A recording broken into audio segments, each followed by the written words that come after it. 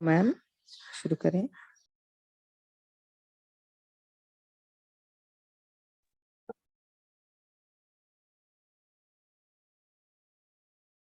ब्रह्मर्षि पितामह पत्री जी को मेरी आत्म प्रणाम। ज्ञान गुरु वंशी मास्टर जी को मेरी आत्म प्रणाम। श्री कृष्ण परमात्मा को मेरे आत्म प्रणाम। शिरडी साईनाथ को मेरी कोटि कोटि आत्म प्रणाम। इस अवसर देने वाले divinity with in team Rekha ma'am, ध्यान लहर टीम को मेरी कोटि कोटि धन्यवाद। रेखा मैम को मेरी कोटि कोटि धन्यवाद। Thank you for giving me this opportunity.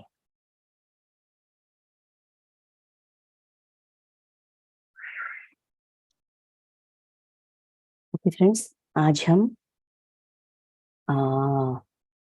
Shirdi Sai के एकादशी सूत्र उसके बारे में हम जान रहे थे। अभी आज चौथी फोर्थ प्रिंसिपल कहें या वचन कहें, जिसको जैसा चाहिए उस वो वैसा मान सकते हैं, सोच सकते हैं, इसमें कोई दिक्कत नहीं है। चौथी प्रिंसिपल या चौथी वचन ये है कि पहले मैं तेलुगु में बता दूंगी, फिर हिंदी में बता दूंगी। నా భక్తుల రక్షణ నా సమాధి నుండే వెలువడును। నా భక్తుల రక్షణ నా समाधि నుండే వెలువడును। इस हिंदी में मन से रखना पूर्ण विश्वास, करे समाधि पूरी आस। यहाँ इस वचन में ये कहा गया था, शिरडी साई बाबा जब वो जिंदा थे, इस भौतिक शरीर के साथ सबके साथ घुल मिलकर जी रहे थे, तब उन्होंने बहुत सारे बातें बोले थे, बहुत सारे वचन दिए गए थे, बहुत सारे एग्जाम्पल्स, साधना का कैसे करे, किसी को कोई कष्ट आए तो वो कष्ट को कैसे दूर करें, ये सब साई करते थे। साई के अवतार का ये मूल मेन क्या कहते हैं, जन्म कारण, अवतार का कारण ये था कि हिंदू और मुस्लिमों में जो विभेद है उनको दूर करना। जो उनके जहन में ये बात बैठ गई कि वो धर्म अलग है, ये धर्म अलग है, वो अलग है, हम अलग है, वो हमारा धर्म को नीचा दिखा रहा है, ये हमारे धर्म को नीचा दिखा रहा है। ऐसा बहुत सारे भेदभाव। एक धर्म दूसरी धर्म लोगों को मारना, पीटना, भेदभाव से देखना, सारे झगड़े दंगे ऐसा होता था। उस समय शिरडी साई आए थे। हमें ये भी पता चल रहा है ध्यान के जरिए, ये इंफॉर्मेशन भी है कि महाअवतार बाबा जी का स्वरूप है शिरडी साई। महाअवतार बाबा जी ही शिरडी साई बनकर धरती पे आए हैं, ये भी सच है। ठीक है। जब साई जिंदा थे, इस भौतिक शरीर को लेकर धरती पे आए थे, सबको यही सिखाते थे, सिर्फ ये एक बात ही कहते थे, अल्लाह मालिक, सबका मालिक एक, सबका मालिक एक, धर्म जो भी हो लेकिन परमात्मा एक ही है। एक धर्म की वजह से पिटाई, लड़ना, दंगे झगड़े, ये मूर्खत्व है, ये इसका आवश्यकता नहीं है, क्योंकि सब जन एक है, सबका मालिक भी एक है। तो क्यों अपने आप में ऐसा भेदभाव, ऐसा झगड़ा, ऐसा मन के अंदर तरह तरह की भेदभाव रखना ठीक नहीं है ना, वो सिखाए थे। ये सिखाते सिखाते कुछ भक्तों को अपना ज्ञान देते समय साई कुछ वचन बोलते थे। वो वचन साई के देहांत होने के बाद एकादशी सूत्र, एकादशी वचन मतलब 11 प्रिंसिपल्स के जरिए हमको दिया गया था। एक समाधि स्थिति में हमेशा रहने वाले एक साधु संत, एक योगी का जो भी वचन होते हैं उसके अंदर बहुत गहरी राज छुपाई होती है। ज्ञान का राज, गहरी ज्ञान, सूक्ष्म ज्ञान होती है। वो हम इस वंशी सर के जरिए उनकी कहावतों, उन्होंने शिरडी साई के चरित्र को बहुत गहराई से रिसर्च किया था। रिसर्च करने के बाद उनको ये जो वचन है, इस वचन के पीछे बहुत ज्ञान कौन है, आध्यात्मिक ज्ञान है, ब्रह्म ज्ञान की वचन है, ये सूत्र है। ये छोटे छोटे शब्दों में, छोटे एक एक सेंटेंस में हमको सिंपल सा दे दिया, लेकिन इसकी आंतर्य बहुत गहरी है। ये वंशी सर ने अपने रिसर्च के जरिए, सपनों के जरिए साई के जिंदगी को गुरुचरित्र सच्चरित्र कह के एक बुक है, शिरडी साई के जिंदगी जो भी है वो कैसे हुआ, क्या हुआ, जो जन तब साई के साथ थे वह उन लोगों ने समकालिक बोलते हैं, मतलब उसी काल में उनके साथ जिंदगी बिताए थे, उन लोगों ने ये लिखी है। साई के देहांत होने के बाद, पहले से ही देहांत होने के बाद ये लिखना शुरू हुआ। हेमंत पंत, वो उन्होंने लिखा था ये सच्चरित्र। उसमें कुछ कुछ परिस्थितियों में, कुछ कुछ स्थितियों में ये वचन दिए गए थे। कहा गया थे। आज का ये वचन क्या कहता है? समाधि तुम्हारा रक्षण करेगा, करे समाधि पूरा आस। आस, अपना आस, अपने विश्वास या अपने जो ढूंढना, समाधान के लिए ढूंढना या परिस्थिति के लिए ढूंढना, या जो भी है, अपना आस क्या पूरा करेगा? समाधि पूरा करेगा। ये कहना है। ये समाधि आस कैसा पूरा करेगी? तेलुगु में ये वचन को ना भक्तुल रक्षण ना समाधि नुंडे वेलुवडुनु, मैं अपने भक्तों का रक्षण मतलब प्रोटेक्शन अपनी समाधि से करूंगा। ये बात जब कहा गया था तब साई जिंदा थे, मतलब इस भौतिक शरीर के साथ थे, से शरीर को न छोड़ नहीं दिया।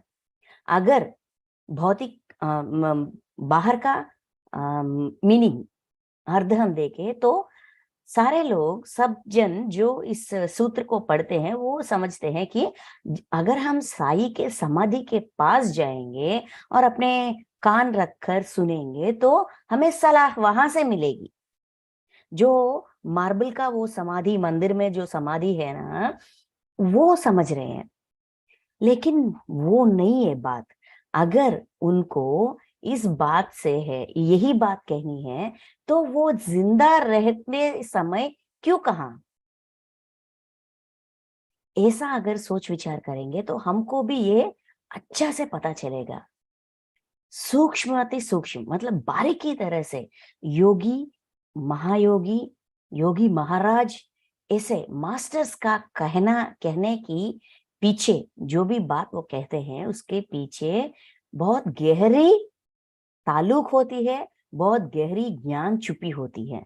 ब्रह्म ज्ञान का रहस्य वो छोटे छोटे शब्दों में बहुत इजी हमको बता देते हैं, हमको दे देते हैं। ये इसमें समाधि का मतलब वो मार्बल का समाधि जो शिरडी में, अभी शिरडी में समाधि मंदिर के अंदर बूटी का बना हुआ वो मंदिर के अंदर जो मार्बल का वो जो है ना, वो नहीं है। साई का मतलब वो नहीं था। साई का मतलब ये था कि ये पतंजलि का समाधि। देखिए पतंजलि योग सूत्र में होती है ना आसना, प्राणायाम, प्रत्युहार, धारणा, समाधि, ऐसा 8 स्टेप्स होते हैं, है ना। उसमें 6th स्टेप है समाधि। हम पहली स्टेप में हैं। उस समाधि के बारे में साई कह रहे थे, मतलब अगर हम लोग ध्यान में बैठकर, अपनी आसना में बैठकर प्राणायाम, श्वास को ऊंची बाहर आने वाला श्वास, उच्च श्वास और निश्वास, इन दोनों को देखते रहें, मतलब क्या कहते हैं, ऑब्जर्व करते रहें। अगर उसमें जब हम अपनी श्वास को ऑब्जर्व करते रहेंगे तो एक एक स्टेप, मतलब पहले क्या होगा, प्रत्युहार। हमारी जो जीवात्मा है वो प्राणवायु, मतलब कॉस्मिक एनर्जी, विश्वमय प्राण शक्ति को अपने अंदर लेते जाती है, लेते जाती है, लेते जाती है। देखिए ध्यान में बैठने पहले पहले दिनों में हमको भी ये एहसास होगा, हम ध्यान में बैठ गए, पहले क्या होता, सारे सोच विचार ऐसे मूवी की तरह हमारे आंखों के सामने ऐसे ऐसे जाते हैं। हम अपने श्वास पर ध्यान नहीं रख पाते, छूट जाती है, फिर वापस आते हैं, छूट जाती है, फिर वापस आते हैं। ऐसा ऐसा ऐसा होने के बाद कुछ दिनों का बाद हम ध्यान में बैठे तो गहरी नींद में चले जाते हैं, जैसे कि नशा, इतना नशा, नींद का इतना नशा चढ़ जाती है कि हम बाहर नहीं आ सकते। 1 घंटे के म्यूजिक रखा, 5 मिनट या 10 मिनट में ऐसा नींद में चले जाते हैं। फिर आखिरी 5 मिनट या आखिरी 10 मिनट हम बाहर आ रहे हैं, ऐसा कमांड्स को सुनने के बाद हम थोड़ी थोड़ी बाहर आते हैं। जब हमने बैठा और ध्यान में बैठा और ध्यान से बाहर आए के बीच क्या हुआ हमको कुछ ज्ञात नहीं होगा। इस स्थिति को ही प्रत्युहार बोलते हैं। वहां क्या हो रही है, इस नशा में हमको ये लगेगा, ये क्या, मैं ध्यान में बैठे और सो गई, सो गई, सो गई, सो गई, पूरी तरह से सो गई, ये ऐसा हमको लगता है। क्यों लगता है कि मतलब हम जब से पैदा हुए हैं, बचपन को छोड़कर हम ज्ञानी बन गए हैं, हम बड़े बन गए, तब से हम नींद में जो भी कॉस्मिक एनर्जी या विश्वमय प्राण शक्ति को लेना चाहिए, हम पूरी तरह से नहीं ले पा रहे हैं। उसका डिफिशियंसी हो गई। अंदर रहने वाली जो आत्मा है, जो जीवात्मा है, उसको जो भी खाना चाहिए, जो भी शक्ति चाहिए, वो हम नहीं दे पा रहे हैं। जो भी हम दे पा रहे हैं नींद के जरिए, वो भी काफी नहीं है, कम पड़ रही है। जब हम ध्यान में बैठे हैं, हमारी अंदर जो जीवात्मा है उनको ये एहसास हो गई कि अच्छा, अभी मुझे खाना मिल रहा है, जो शक्ति मुझे चाहिए, विश्वमय प्राण शक्ति, वो मुझे मिल रही है। ठीक है, जब तक मिलेगी, तब तक हमारा मन सोना जाती, हमारी मन सोई रहे, तभी हमको विश्वमय प्राण शक्ति मिलेगी। इसीलिए हमारा जीवात्मा क्या करती है, अनइंटरप्टेड शक्ति लेने के लिए हमको नींद में रखती है। हमारी शरीर मन दोनों को नींद में सुला देती है। ठीक से कहूं तो सुला देती है। सुला देकर जो खाना उनको चाहिए वो ले रहे हैं। प्रत्युहार, आहार मतलब खाना, जो इनडायरेक्टली मिल रहा है, डायरेक्ट खाना नहीं, इनडायरेक्टली मिल रहा है, वो हम खा रहे हैं। वो स्थिति कुछ दिन रहती है, उसके बाद हमको हमारी स्थिति जैसा होता है, हम ध्यान शक्ति और ध्यान को धारणा करते हैं, हमको ये एहसास हो जाती है पूरी तरह से। वो एक स्थिति है, 5th स्टेप है। उसके बाद आती है 6th स्टेप, समाधि। उस स्थिति में हम ध्यान में बैठते हैं, हमको हमारी सोच विचार भी बंद हो गई, जो ये विश्व शक्ति आ रहा है उनका भी हमको एहसास है, हमारी सराउंडिंग्स में आजू बाजू में जो जो बातें हो रही है, जो जो परिस्थिति चेंज हो रही है, हमारे आमने से सामने से कोई जा रहा है, वहां सड़क के उस पार कोई बात चल रही है, ये सब हमको पता चलता है, लेकिन हम ध्यान में बैठे होते हैं। मतलब बाहर का जो भी विषय है वो हमको डिस्टर्ब नहीं कर रही है अपनी ध्यान में। इसको कहते हैं समाधि, समाधि स्थिति। इसको ध्यान में समाधि कहते हैं। मतलब बाहर का जो भी सराउंडिंग्स, इन्हीं को प्रकृति कहते हैं। भगवद गीता में कृष्ण परमात्मा अपनी प्रकृति की वजह से, गुण के कारण से रिएक्शंस ऐसे होते हैं। प्रकृति का बदल दो, ये समझो कि अपनी प्रकृति की वजह से तुम्हारी ये हाल है। देखिए, अगर हमारे सराउंडिंग्स में दुख है, दुविधा है, मारपीट है, हिंसा है, तो हमारा हृदय कैसा होगा? डल हो जाएगी, कम पड़ जाएगी, आस्था कम पड़ जाएगी, जीने का इच्छा भी उतना नहीं होगा। क्यों? अगर हम ध्यानी भी हैं, लेकिन कुछ समय हमारा लेवल्स, हमारा इच्छा कम पड़ जाती है, क्योंकि ये सारा प्रभाव हम पर है, हमारी सराउंडिंग्स का प्रभाव हम पर है। अगर हमारे सराउंडिंग्स, जो भी हमारे आजू बाजू के करतूत है, परिस्थिति है, आजू बाजू की मतलब हमारी घरेलू हिंसा या घरेलू समस्या, मन की समस्या, पैसों की समस्या, ये सारे समस्या हमारा प्रकृति है। सारे परिस्थिति, घर के आजू बाजू, दुकान या ऑफिस, ये हमारे फ्रेंड्स, हमारे रिश्तेदार, ये सब प्रकृति है। मूल प्रकृति डिफरेंट है, मूल प्रकृति परमात्मा का अंश है, प्रकृति हमारे सराउंडिंग्स है, ये दोनों में डिफरेंस है। ये कह रहे हैं समाधि की मतलब हमारे आजू बाजू में जो भी हो रहा है उनका ज्ञात हम में है, लेकिन उनका प्रभाव हम पर नहीं हो, ये सिद्ध रहो। उस स्थिति में हमेशा रहो, तब आस मिलेगी, मतलब परिष्कार मिलेगी। हमें कुछ समस्या है, उसका हल कैसा निकलेगी? समाधि में रहकर निकलेगी, समाधि से निकलेगी। हमें कुछ पाना है, कुछ आस्था है, कुछ पाना है, कुछ करना है, उसका सल्यूशन कहाँ से मिलेगी? समाधि से मिलेगी, समाधि में रहकर मिलेगी। ये साई का कहना है। इस मतलब फोर्थ प्रिंसिपल या वचन, फिफ्थ वन, पांचवी और चौथवी, ये तीनों वचन में अगर देखे तो समाधि समाधि समाधि कह के होती है। इसका महत्व समझो। हम सब ध्यान कर रहे हैं, यहां तक हम पहुंच गए, ये बहुत बड़ी बात है, छोटी बात तो है ही नहीं, बहुत बड़ी बात है। लेकिन वहीं रुके या और आगे बढ़े? किसी को भी हमने 10th पूरा कर लिया, बस काफी है, इस जिंदगी के लिए काफी है, ऐसा समझ होती है क्या? होती है क्या? नहीं ना। 10th हो गई ना, मैं नेक्स्ट पीयूसी में जाऊंगी या इंटर में जाऊंगी या +1 में जाऊंगी। उसके बाद अब +1 हो गई, यही का बहुत काफी है मेरी जिंदगी के लिए, ऐसा रुकेंगे क्या? क्यों नहीं रुकेंगे?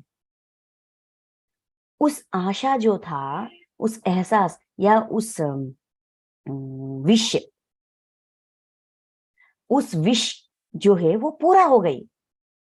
पूरा करने के लिए हम बहुत प्रयास करते हैं, पूरा होने के बाद हम तृप्ति पाते हैं, सेटिस्फाई हो जाते हैं। सेटिस्फाई हो जाने के बाद हम पर, हमारे अंदर एक और विश जगती है, एक और कुछ और करने का आशा जगती है हमारे अंदर, है ना?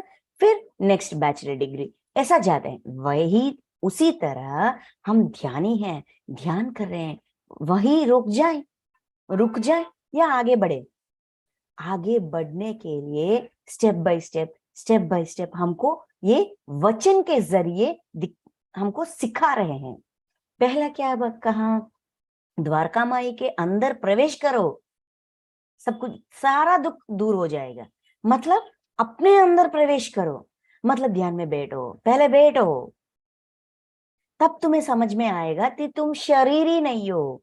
शरीर के अंदर जो जीने देता है वो जीवन तुम हो, वो आत्मा तुम हो। अपने आप से क्यों इतना घिरना, क्यों इतना दुख? ऐसा कहकर वो पहली वचन था। उसके बाद दूसरी, उसके बाद तीसरी। तीसरी वचन क्या है? समाधि। अपनी समाधि से ही मैं सारा प्रश्नों का उत्तर देता हूं। ये था ना तीसरी वचन। ये समाधि से कैसे उत्तर देते हैं?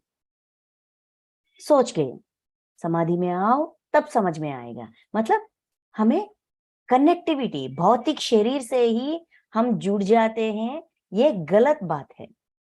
जुड़ सकते हैं, लेकिन अगर भौतिक शरीर से नामुमकिन है तो आत्मा के रूप से समाधि में होकर भी हम जुड़ सकते हैं, मिल सकते हैं। जो भी ज्ञान चाहिए प्राप्त कर सकते हैं, जो भी सलाह चाहिए वो भी ले सकते हैं, जो भी प्रश्न है उसका उत्तर भी मिलती है। अपना रक्षण, मेरे भक्तों का रक्षण मेरी समाधि से होगी। ये चौथी वचन है ना? समाधि में आओ, आस्था करे समाधि पूरी आश। पूरा अपने आश को पूरा करती है समाधि। हमेशा हमें मृत्यु से बहुत भय है ना? मृत्यु से बहुत भय है। अगर मृत्यु आ गई तो मुझे चलना ही पड़ेगा, जाना ही पड़ेगा, मैं उसको टाल नहीं सकती। लेकिन मृत्यु को टालने वाले लोग बहुत है ना। मार्कंडेय महर्षि बचपन में ही, छोटे बच्चे उस उम्र में ही अपने मृत्यु को उसने टाल दिया, पोस्टपोन कर दिया, है ना? टालना की मतलब पोस्टपोन करना, है ना? पोस्टपोन कर दिया। जो इस जिंदगी में मुझे सीखना है, मुझे सीखना ही है। सीखने के लिए मुझे जिंदगी चाहिए, आयु चाहिए। हमारी पुराणों में ये कहा गया था कि महादेव के लिंग को उसने बहुत जोर से गले लगाया, इसीलिए यमदूत को, यमराज को उसने भगा दिया, ऐसा कहा गया था। अगर ऐसा नहीं कहेंगे तो उनको समझ में कैसा आएगा? इस जन्म में तो हमको समझ आ रहा है, लेकिन पिछले वाले जन्मों में अगर उनको कहा गया था कि ऐसा नहीं कुछ और है, उसके आंतरिक कुछ और है, तो हमको समझ नहीं आएगी। सब जन को समझ में आए, उसीलिए ये पुराणों को बनना पड़ा, कहना पड़ा। कथा स्टोरीज के रूप में हमको आत्मज्ञान, ब्रह्म ज्ञान सिखाया गया था। यहाँ एक छोटी रहस्य है। ये महादेव जो है वो उस डिपार्टमेंट के हेड है ना? वो मैनेज करते हैं डिपार्टमेंट। कौन सा डिपार्टमेंट? कर्मा का डिपार्टमेंट, मृत्यु के डिपार्टमेंट। बॉडी वेकेट करना और नए बॉडी लेने के लिए प्रयास करना, उसका उस जर्नी का हेड है। लय कारक बोलते हैं ना महादेव। जो महादेव ने आज्ञा दी कि उस बालक का आयु खत्म हो गई, उस बालक को वापस लेके आओ, वही महादेव रुकावट डाले, ये होगा क्या? ये मुमकिन है? वहां मार्कंडेय ने क्या किया, उसको ये समझ आ गए कि उसका मृत्यु करीब है, उसका आयु इतनी ही वर्ष है। अपने माता पिता के जरिए उसने ये ज्ञान प्राप्त किया। उसको ये पता चला कि वो अपनी आखिरी दिनों में या आखिरी क्षणों में है, आखिरी दिनों में है। उसका आयु, तुम्हारा आयु इतना ही है बच्चा, ये कह गए उसके माता पिता ने। तब उन्होंने सोचा, वो जो मार्कंडेय था वो बचपन से ही ध्यानी था, आस्था था, भगवान पर विश्वास था उसको। उस विश्वास ने उनको ध्यान, ज्ञान सब कुछ सिखाया। तब उन्होंने सोच विचार किया, मैं क्या करूं, अपने मृत्यु को कैसे टालूं, कैसे पोस्टपोन करूं। अब मुझे तो जिंदगी है, मुझे तो जीना है, मुझे तो सीखना है, जिंदगी से प्यार है, लगाव है, सब कुछ है, लेकिन कुछ तो होगी, कुछ तो हल होगी। क्या करूं, क्या करूं? बहुत सोच विचार किया। करने के बाद उसको ये समझ आई कि मैं समाधि में जाऊंगा, मैं समाधि में जाऊंगा। कैसे? ध्यान में बैठ गया था।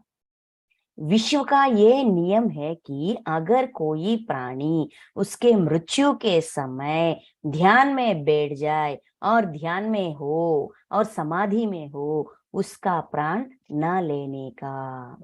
ये ध्यान देवता को, ध्यान देवता के रक्षण वलय में ये शख्स है, ये आदमी है, ये व्यक्ति ध्यान देवता की रक्षण वलय में है। इसीलिए मृत्यु देवता भी उसका कुछ नहीं कर सकती, उसका नमस्कार करके चले जाती। ये उसका ज्ञात हुआ, तभी वो जा गए, शिवालय में बैठ गए, मंदिर में बैठ गए, ध्यान में बैठ गए, समाधि में रहे, मृत्यु को टाल दिया। समझ गए? इसका मतलब ये चौथा जो वचन है, इसका मतलब ये है कि जो भी समस्या है समाधि में ही परिष्कार होगी। बहुत बहुत से एग्जाम्पल्स हैं जो ये क्या कहते हैं, भगवत गीता में भी ये कहा गया था कि मृत्यु मतलब हमारी मृत्यु बाण से विल विल से निकली हुई बाण है। वो बाण जहां संधि हो गई, जिस डायरेक्शन में भेजा गई है वो डायरेक्शन में वो चले जाती है, वो बाण चले जाती है, वो एरो जाती है, उसको कोई रोक नहीं सकता, कोई रोक नहीं सकता, वो ऐसा ही जाते हैं। कृष्ण परमात्मा कहते हैं विल्लू है ना, बो से निकली हुई एरो है मृत्यु, उसको कोई टाल नहीं सकता, कोई रोक नहीं सकता। लेकिन अगर जिस डायरेक्शन में वो जा रही है, किसके ऊपर वो जा रही है, किस पर उसका एम है, अगर उस शख्स को ये बाण आ रहे हैं वो एहसास हो, उतना शक्ति हो, तो वो ऐसा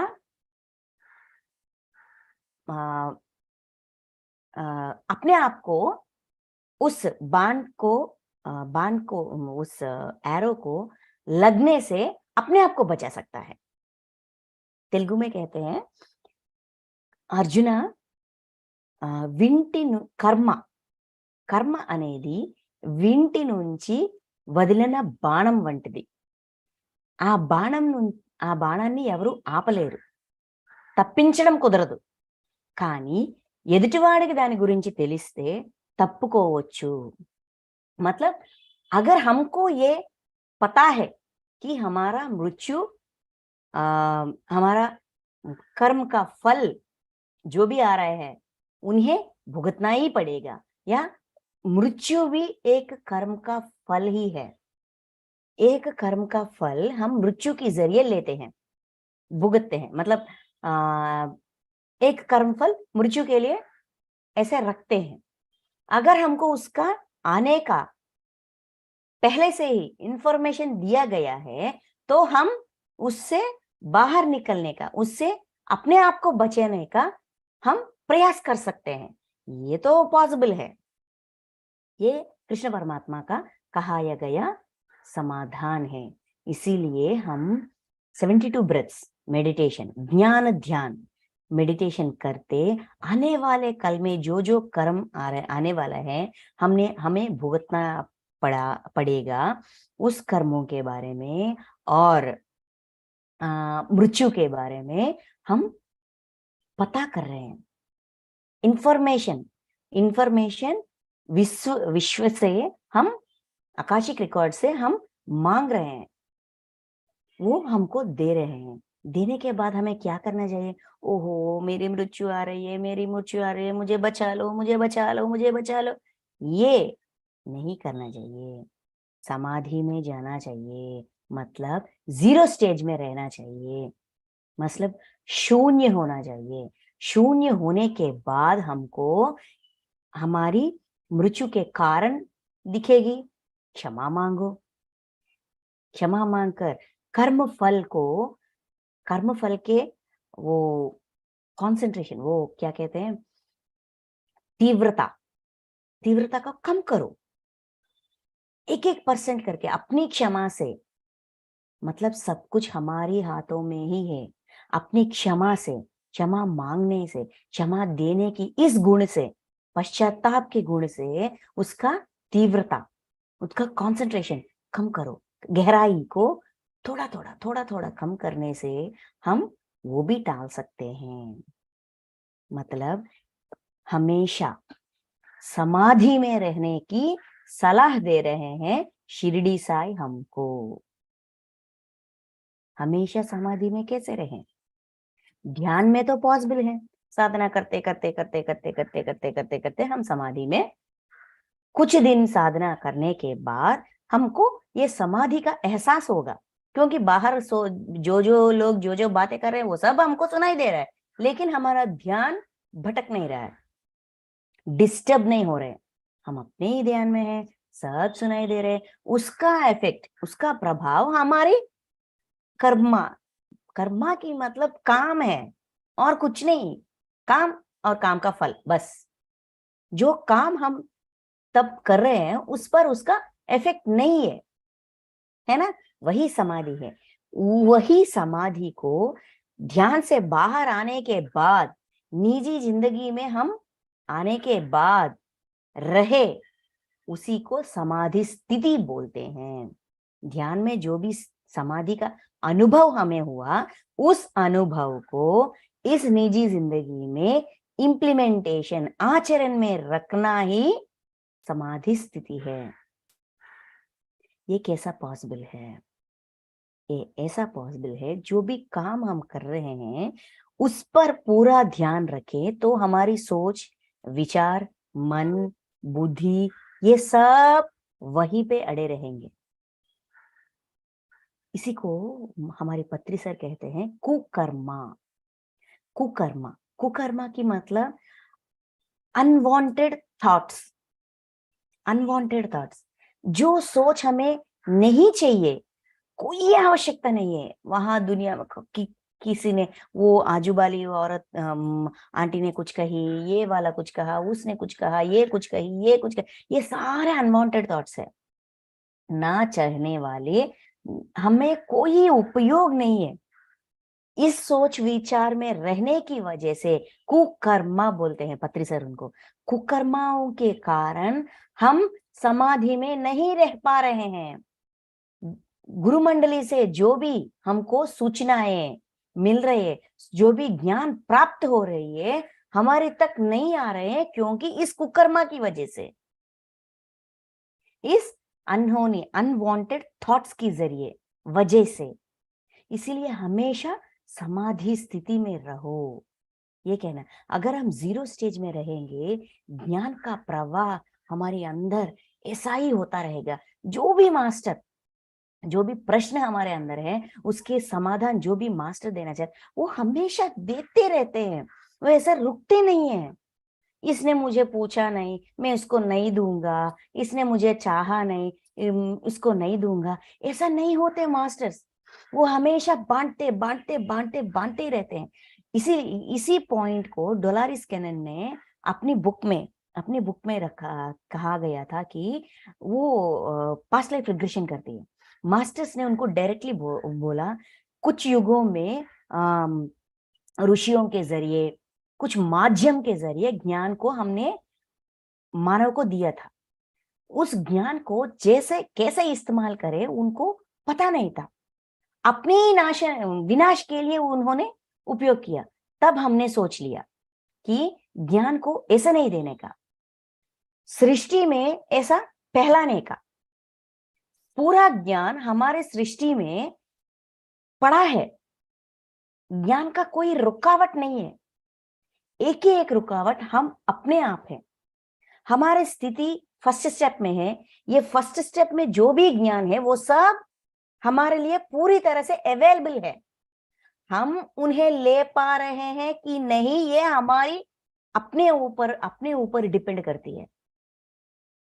देखिए, एक टीवी, या एक मोबाइल को कैसे इन्वेंट करे, कैसे डिस्कवर करे, इसका ज्ञान सृष्टि में अवेलेबल, गूगल सर्च भी करना नहीं पड़ेगा। वैसे इस हवा में, इस सृष्टि में, इस विश्व में ज्ञान को दिए गए थे, पूरा बांट दिया था, कोई अपने अंदर नहीं रखता, सारे मास्टर्स अपने ज्ञान देते हैं। जब वो फर्स्ट स्टेप में थे, जो भी ज्ञान उन्होंने प्राप्त किया वहां छोड़ देते हैं, वहां डिस्ट्रीब्यूट कर देते हैं। नेक्स्ट स्टेप, अगर हम उस स्टेप में जाएं तो इस ज्ञान का प्रवाह का एलिजिबल हो जाएंगे, एलिजिबिलिटी मिलेगी। लेकिन देखिए, हमने एक कॉलेज को अप्लाई किया, वो कॉलेज का कुछ नियम होते हैं, आपका पीयूसी में या 11th में या 12th में इतना परसेंट होना चाहिए, आप इस सब्जेक्ट में निपुण होना चाहिए। अगर इंजीनियरिंग कॉलेज है तो एमपीसी में निपुण होना चाहिए, इतना परसेंटेज होना चाहिए, ऐसा नियम है ना, रूल्स। उस रूल्स अगर इस स्टूडेंट को, उसने उस रूल्स, सारे रूल्स को सेटिस्फाई किया तो वो एलिजिबल हो गया, एलिजिबिलिटी मिल जाएगी।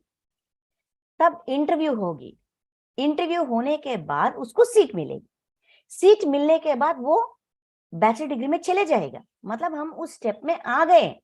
लेकिन वहां किसको पढ़ना चाहिए? वहां जो ज्ञान अवेलेबल है, उस ज्ञान को प्राप्त करने का ड्यूटी, जिम्मा किसका है? अपना है ना। अगर वो ज्ञान हमें प्राप्त करना है तो हमें समाधि स्थिति में रहना है। We should be ready to take the knowledge. कैसे रेडी हो जाएंगे? अगर दिमाग में कुछ सोच विचार चल रही है, कुकर्मा चल रही है, तो हम ले नहीं पाएंगे। We are missing the knowledge which is already available for us in this universe. कोई अपने साथ नहीं रखता, बांट देते हैं। सिर्फ बांटने के लिए ही मास्टर्स शरीर लेकर आते हैं। यही समझाया था शिरडी साई, अपने पूरा जीवन यही ज्ञान समझाया था। समाधि स्थिति में रहो, ध्यान में हो तो समाधि में आओगी। जब जब ध्यान में हम समाधि में होंगे, मास्टर्स का इंफॉर्मेशन जो भी है हम प्राप्त करते रहते हैं। देखिए, हम सपनों में इंफॉर्मेशन लेते हैं ना, वहां समाधि है। हम, हमारे शरीर सो गए, हमारे मन सो गए, हमारी बुद्धि सो गई, हमारी इंद्री सो गई, सिर्फ हमारी आत्मा जगी हुई है। इसीलिए इजी है इंफॉर्मेशन लेना। जागरूक अवस्था में भी हम ज्ञान ले सकते हैं। ये पॉसिबल है जब जागृत अवस्था में हम समाधि स्थिति को इंप्लीमेंट करेंगे। यहाँ जो भी लोग हैं, ये सब बहुत अच्छी तरह ध्यानी है, बहुत कठिन ध्यानी है, कितने सालों से ध्यान कर रहे हैं, समाधि का अनुभव है, समाधि स्थिति का अनुभव प्राप्त करो। तब जो भी आस है, जब सब पूरा हो जाएगा, रक्षण, विश्व का रक्षण, protection, we will be protected by ध्यान देवता, परमात्मा, मास्टर्स, सब हमको प्रोटेक्शन देते हैं।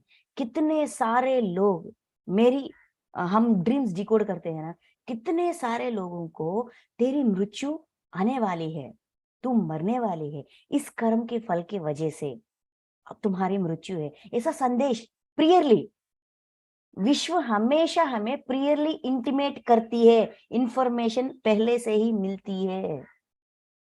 उस इंफॉर्मेशन को समझना ना समझना व्यक्ति पर डिपेंड करती है। ध्यानी है, ज्ञानी है, फिर भी छोड़ देते हैं बुरा सपना मानकर। सपनों की जरिए ही इंफॉर्मेशन दिया जाता है। इसीलिए वंशी सर सपनों को पकड़ते हैं।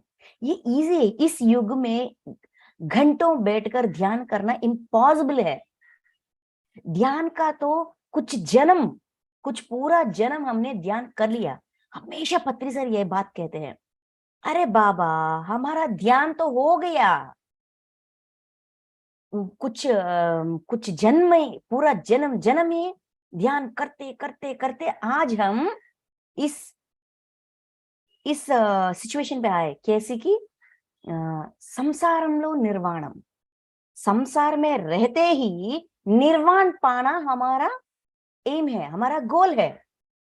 संसार को छोड़ो, पति को छोड़ो, पत्नी को छोड़ो, बच्चों को छोड़ो, जाकर हिमालय में बैठो, ये तो हो गया हमारा। वहां कुछ हजम नहीं हुआ, कुछ मजा नहीं मिला, कुछ ज्ञान प्राप्त नहीं हुआ, ध्यान प्राप्त हुआ, शक्ति प्राप्त हुआ, लेकिन ज्ञान का तो इतना सा प्राप्त हुआ। पूरा ज्ञान प्राप्त करना है तो मध्य मार्ग, संसार में निर्वाण, जो भी जिंदगी है, घरेलू जिंदगी जीते ही हम निर्वाण प्राप्त कर सकते हैं। ये इजी है, इसीलिए हमको ये दिया, आनापाना सती ध्यान हमको दिया। ध्यान के जरिए, सपनों के जरिए ज्ञान प्राप्त कर सकते हैं। ये पॉसिबल है जब हम समाधि में रहेंगे। ध्यान में हो तो समाधि, ध्यान में नहीं हो, निजी जिंदगी में है, समाधि स्थिति। सारा इंफॉर्मेशन प्राप्त कर सकते हैं, सारा रक्षण, विश्व का रक्षण प्राप्त कर सकते हैं, मृत्यु को पोस्टपोन कर सकते हैं, कल के लिए, परसों के लिए, 10 साल के बाद के लिए, 100 साल के बाद को पोस्टपोन कर सकते हैं। ये शिरडी साई हमको इस वचन के जरिए हमको ये सीख दे रहे हैं, ये हमको सिखा रहे हैं कि ये है जरिए, ये है मार्ग, this is the route. Samadhi is the route for protection, ज्ञान और एवरीथिंग।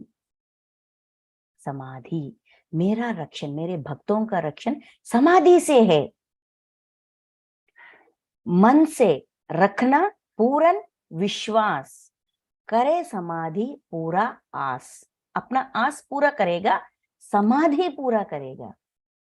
अगर हम समाधि में हैं तो सारे आस पूरे हो जाएंगे, ध्यान देवता का रक्षण में हो जाएंगे। तब हम, अगर हम अपनी मृत्यु के कारण को देखेंगे तो उसका क्षमा मांगकर, पश्चाताप, प्रायश्चित, परिवर्तन में रहकर अपने मृत्यु का कारण को भी हम डाइल्यूट करके अपने जिंदगी को खुशहाली बना सकते हैं। संसार में निर्वाण कैसा प्राप्त किया जाए, शिरडी साई ने अपनी जिंदगी में ऐसे ऐसे वचन देकर, ऐसे ऐसे ज्ञान देकर हमको बताया था, सीख दे दिया। पूरे भगवत गीता का ज्ञान सिर्फ ये 11 वचन में है, पूरा ज्ञान है। अगर हमें उसकी अंदर का बारीकी तरह से देखे, उसके अंदर छुपी हुई आंतरिक को अगर हम पहचाने, सिर्फ पहचानने से नहीं होगी, पहचानने के बाद उसका इस्तेमाल करना चाहिए, आचरण में रखना चाहिए, इम्प्लीमेंटेशन में रखना चाहिए, तभी वो फ्रूट्स का टेस्ट हमें पता चलेगा। एक सेब है, देखने से ये मीठा है, ये खट्टा है, ये कैसा है, कैसा पता चलेगा? देखने के लिए सेब है, अच्छा ये सेब है, ठीक है, खाएंगे तभी हमको उसका टेस्ट पता चलेगा, मीठा है या खट्टा है, या पूरी तरह से पकी या ना पकी, कब पता चलेगा? खाएंगे तभी पता चलेगा। इसीलिए आचरण, आचरण, इम्प्लीमेंटेशन इज द रूट। ब्रह्म ज्ञान प्राप्त करना है तो आचरण में रखना चाहिए। इंफॉर्मेशन हमें मिलती है, information plus experience is knowledge. इसीलिए अनुभव ज्ञान प्राप्त करो, अनुभव ज्ञान प्राप्त करो, कहते हैं हमारे पत्री सर और वंशी सर। ठीक है मास्टर्स, आज का ये 34 वचन का आंतर्य मुझे जैसा समझ में आया, मैं उसी वैसे ही आपको बताए, ये मेरी राय है। सर ने हमको बहुत ज्ञान दिया, उस ज्ञान को एक्सपीरियंस करने के बाद जो भी मेरा अनुभव है इस वचन के बारे में, वो मैंने अभी आपको बताई गई थी। यही सच है, यही सब कुछ है, ये मैं नहीं कहती, ये मेरी अनुभव है। Thank you masters, thank you so much. Thank you Rekha ma'am. Thank you so much money madam, इतना सुंदर आपने बताया है, ये वाकई में बहुत ही ग्रेट विजडम, ग्रेट नॉलेज है कि क्या समझते हैं, बट इसका ट्रू मीनिंग क्या है, उस पे आपने पूरा इंसाइट डाला है कि हमें अपने अंदर भीतर जाना है। बहुत अपने भीतर जितना उतरेंगे, अपने अंदर की स्थिति को हम प्राप्त करेंगे, तो सारी चीज कितनी सुंदर सी क्लैरिटी के साथ हमारे सामने आ जाती है। Yes ma'am. Yes, thank you friends. किसी का कोई प्रश्न है तो आप लोग पूछ लें, हैंड रेस कर लें।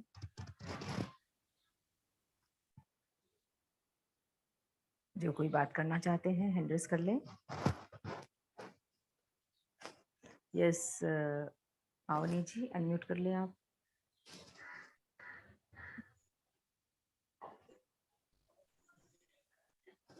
नमस्ते मैम। नमस्ते मैम। मैम बहुत अच्छा लगा। 11 वचन तो हम रोज पढ़ते हैं, लेकिन ऐसा व्यू कभी नहीं मिला, मतलब समाधि का ये अर्थ है। हम अभी तक के वाकई इस समाधि को साईं बाबा की समाधि समझते थे। मैं भी वैसा ही समझती थी। मतलब साईं जी की समाधि में जाओ और वहां से सारा चीज मिल जाएगा। कभी कभी ऐसा नहीं सोचे मैम कि समाधि का अर्थ अपनी समाधि से है। ये तो सर ने ऐसा पकड़ा कि जब वो जिंदा थे उसने ये बात बताई, हाँ शिरडी साई ने। सो मतलब इसमें कुछ तो है, ऐसा सर का रिसर्च था। जी जी जी मैम। बहुत बहुत बहुत ग्रेट विजडम है मैम। तो समाधि की अवस्था में हम कैसे जाएं मैम?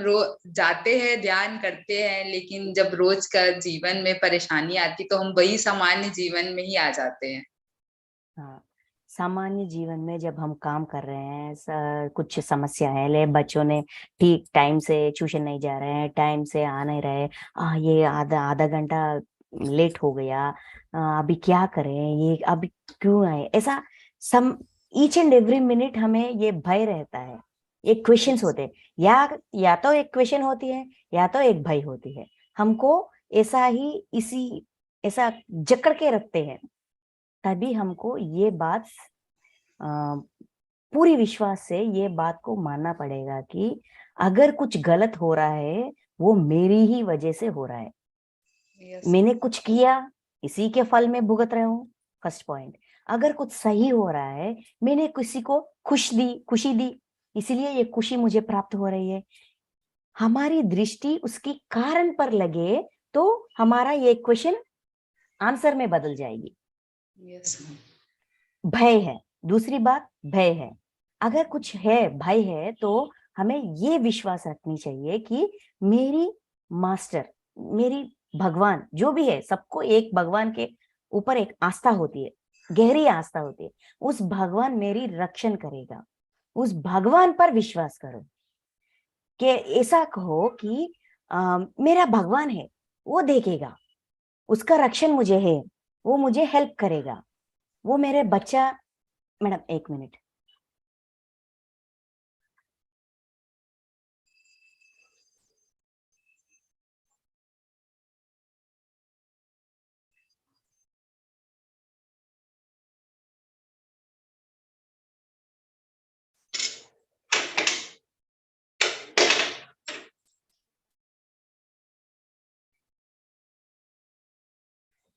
तेरी बस आ गई रे बाबू।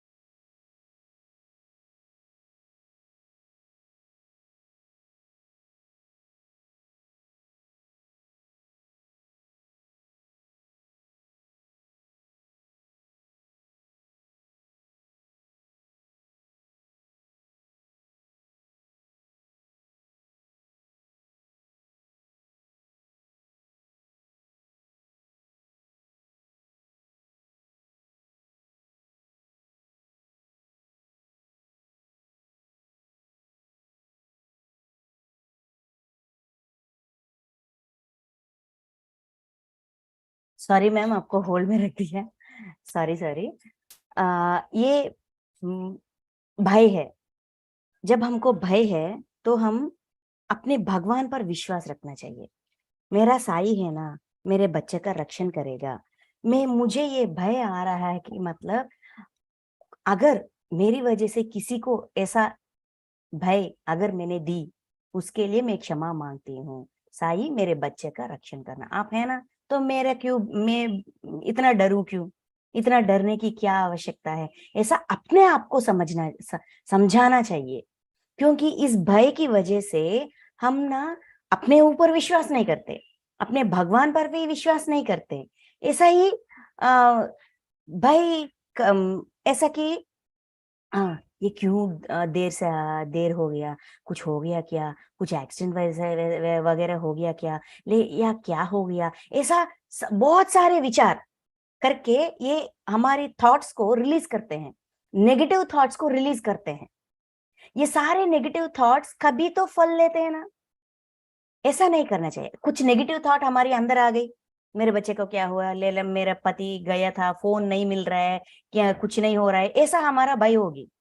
हमेशा मैंने ऐसी स्थितियों से मैंने गुजरी। तब हमें ये सोचना चाहिए, अच्छा मुझे डर लग रही है, अभी मुझे डर लग रही है, मतलब कुछ तो गलत है।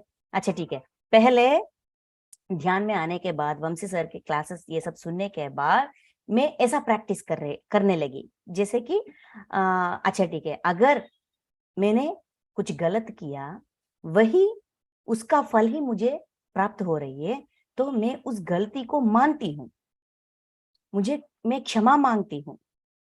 मेरे साई मेरा रक्षण करना, मेरे बच्चे का रक्षण करना, मेरे पति का रक्षण करना। मैं आप पर ही आस्था रखती हूँ और कुछ नहीं सोचना। उनका इस समस्या को उनको सौंपने के बाद बस सोच विचार बंद कर दो।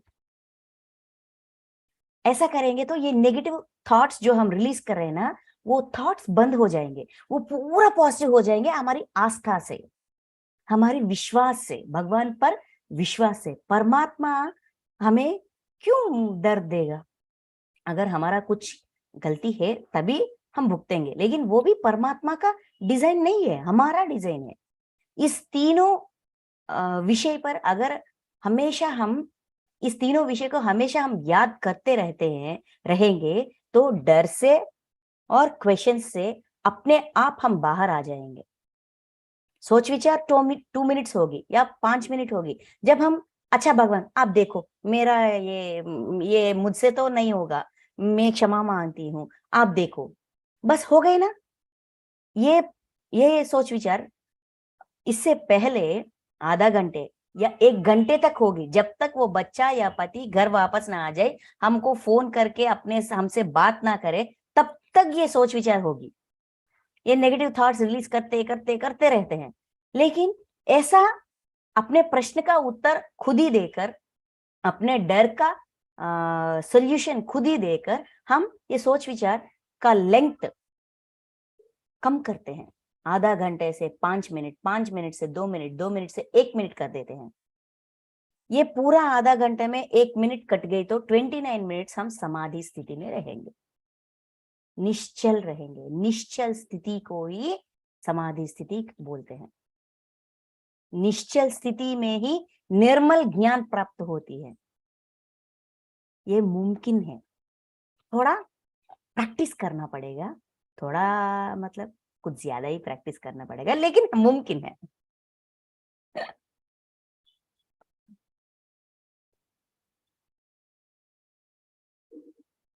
आप म्यूट में है madam.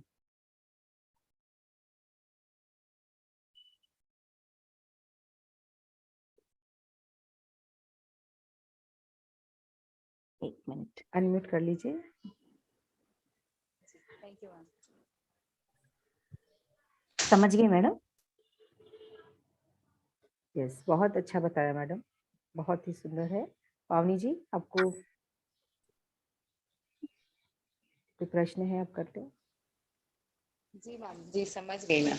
Ji yes, thank you ma'am. Thank you ma'am. तो फिर हमारा फिर नेक्स्ट रहेगा। बहुत बहुत धन्यवाद मैडम। इतना सुंदर हमें ओके विजन मैडम, देने के लिए। Thank you so much. Thank you so much madam.